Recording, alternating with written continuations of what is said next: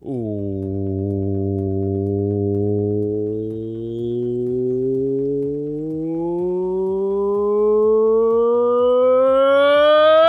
up, everybody? Coach Mills here, coming at you with a brand new Valorant video. And in this video, we got a lot of crazy things to talk about. We got to break down the brand new skins that got leaked that actually look pretty cool. However, there's a little bit of controversy about it. And then we got to talk about TenZ potentially being on the Sentinels roster for the next tournament, the next major tournament, Challengers 2. And it's looking like Brax got picked up by TSM, so we gotta break all that down, plus a petition to get Wingman in Valorant.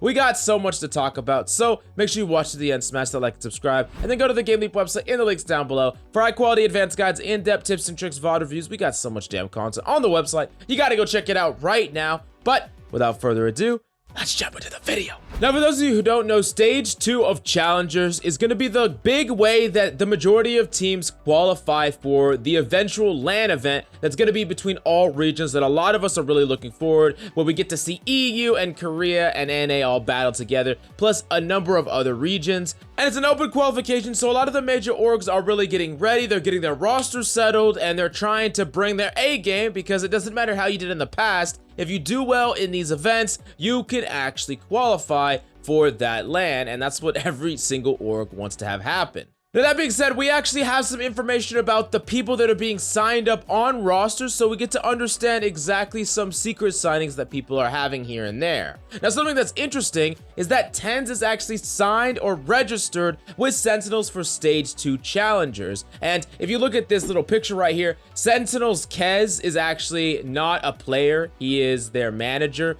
So at the moment, it actually looks like they don't have another person to play besides TenZ, which is really weird because we talked about it in the past, how TenZ's contract is going to expire before the finals of Challenger, and if they weren't actually going to be able to play him all the way through and into the future, it makes a lot more sense for them to get a replacement for TenZ because he's just so damn expensive to buy out. And if we read this post by Jake Lucky stating this here for further clarification, he said this: "Seen some tweets going around about TenZ. Man is not on a one-year contract with Cloud9 that is about to expire." You see, TenZ was actually signed for CSGO on the Cloud9 brand back in summer 2019, and typically C9 signs a 3-year contract with its players, so most likely TenZ will not be a free agent up to the summer of 2022, which is a long damn time from now. Now, that does not mean that TenZ is going to stay on C9 that entire time. He might end up playing for C9,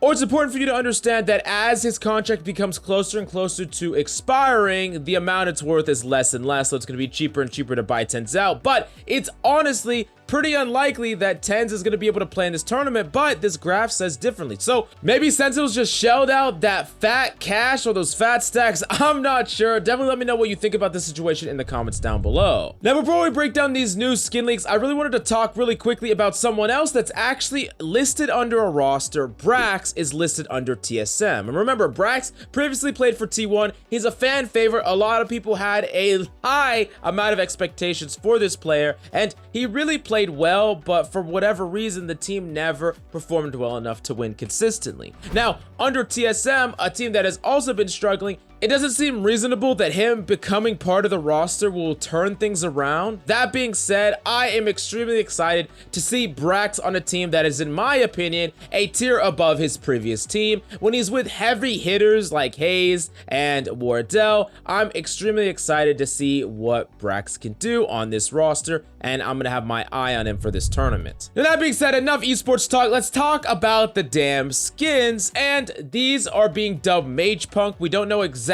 if that's the official name, but these are the skins. There's a Bucky, Marshall, Ghost Pistol, Spectre, and of course a knife. Now, my initial thought is that these guns look really freaking cool. I actually really am interested in the sounds that they're gonna make, especially that Spectre. I'm extremely excited about that, but one thing that a lot of people are criticizing about this is that there are just a lot of niche weapons, a lot more niche weapons. There's no Phantom, no Vandal, and it seems that weapons like the Stinger have gone a long ass time without getting any skins. And I think most of us understand that there needs to be a balance to things. They can't just print skins all the time about your favorite weapon. But that being said, I do understand that if you're going to be paying for an entire bundle, there are certain weapons that you would like to have included. And later on down the line, there's always room for them to potentially do the MEGAPUNK skin on a different type of weapon. Because, you know, Riot can just print money on a whim because we're all gonna damn buy it. But moving on to the last story that I wanted to bring you. This was actually a big thing that blew up on Reddit, and it was a quote-unquote petition.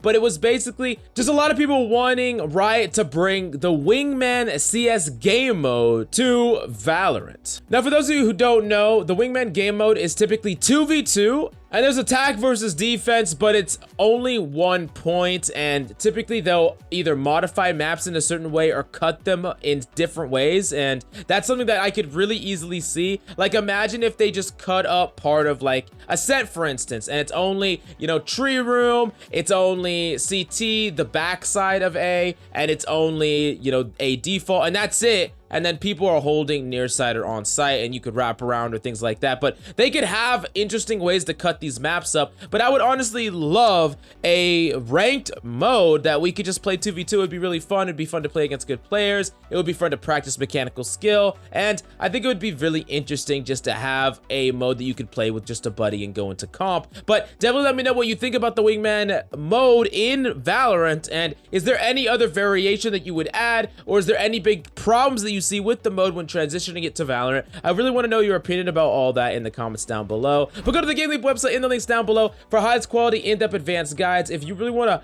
pop off and dominate this season, then you gotta go check it out in the links down below. But thank you so much for coming by. I really hope you enjoyed the video. That's all I got for you today. Send feet pics. I love your faces, and I'll see you tomorrow.